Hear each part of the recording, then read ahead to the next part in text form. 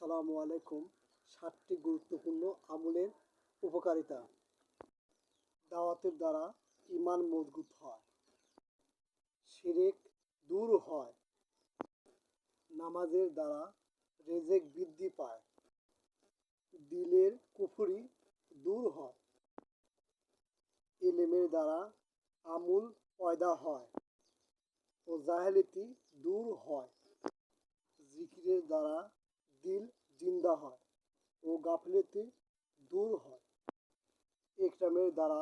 মহব্বত সৃষ্টি হয় ও বেহক দূর হয়, ইখলাসের দ্বারা খোদার নৈকট্য লাভ হয়,